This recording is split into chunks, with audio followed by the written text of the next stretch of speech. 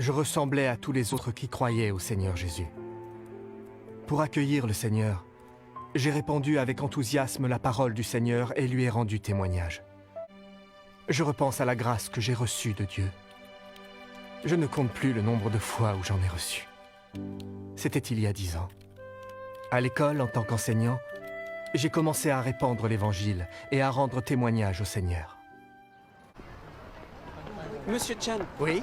après avoir écouté l'évangile que vous nous avez fait connaître, mon père et ma mère ont été extrêmement émus. C'est vrai? Oui, ils aimeraient vous inviter à nouveau ce week-end. D'accord. Et vous savez, mes parents aussi aimeraient vous entendre parler de la Bible.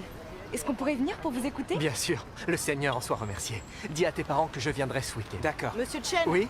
le proviseur aimerait vous voir dans son bureau. J'y vais. Entrez.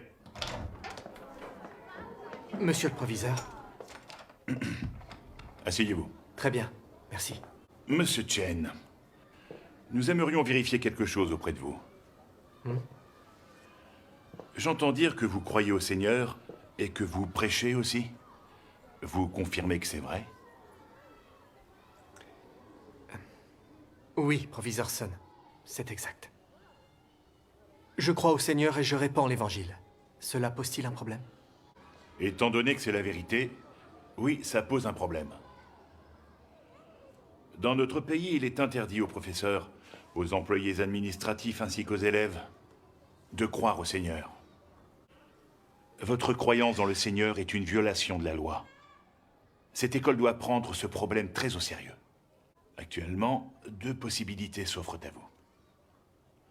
Continuez de croire au Seigneur ou abandonner votre croyance pour enseigner chez nous. C'est à vous de choisir. Si vous voulez garder votre emploi, engagez-vous par écrit à ne plus croire en Dieu. Si vous persévérez dans votre croyance, vous serez renvoyé de la fonction publique. C'est la politique du pays. Nous n'avons pas le choix. À vous de prendre votre décision. Pourquoi il ne veut pas qu'on prenne le bon chemin en croyant en Dieu? C'est un parti maléfique. L'homme a été créé par Dieu. Il doit donc croire en lui et l'adorer. C'est la stricte vérité. Concernant ma croyance, je refuse tout compromis. Même si l'école doit me congédier, je croirai quand même en Dieu. Voilà, j'ai fait mon choix, sans le moindre regret. Monsieur Chen, je vous en prie, suivez mon conseil. L'homme sage plie sous le vent.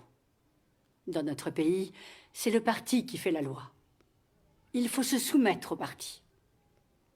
Qui oserait aller à l'encontre des décisions du parti? Comme dit le proverbe, les faibles ne peuvent rien contre les forts. Que vous apporte votre croyance? Dieu peut-il vous loger et vous nourrir? Peut-il vous donner un emploi? Essayez d'y réfléchir.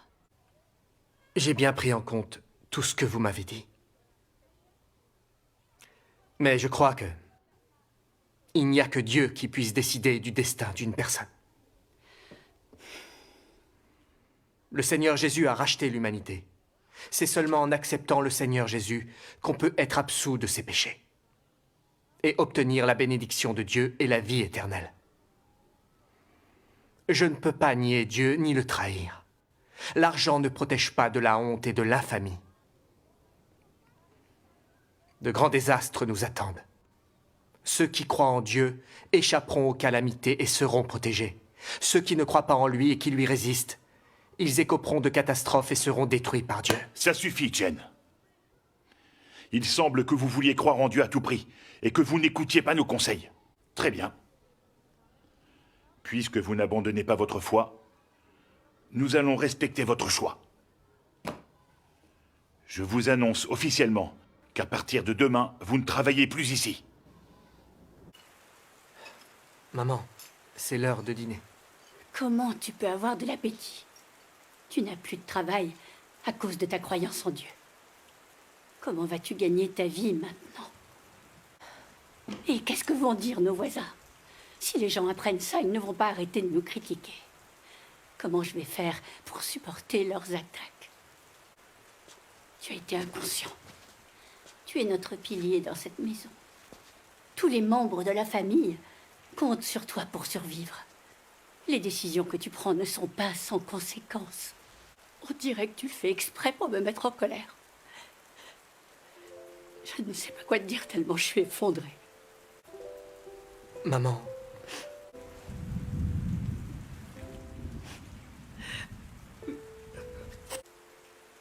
Xiangguang, nous avons raison de croire au Seigneur. Mais pourquoi ne pas y croire en secret? Pourquoi il a fallu que tu en parles? Si le Seigneur devait revenir là, dans les prochains jours, cette souffrance en vaudrait la peine. Mais il est encore trop tôt pour qu'il revienne.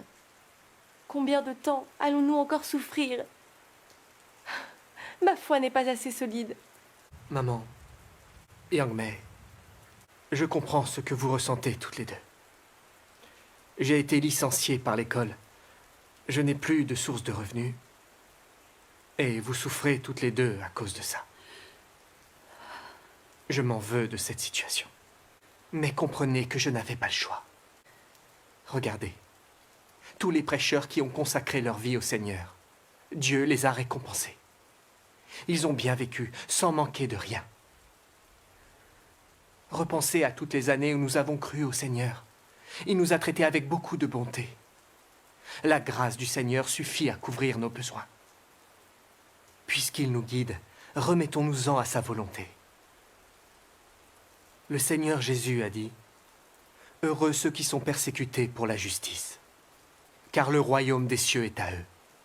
Heureux serez-vous lorsqu'on vous outragera, qu'on vous persécutera, et qu'on dira faussement de vous toutes sortes de mal, à cause de moi.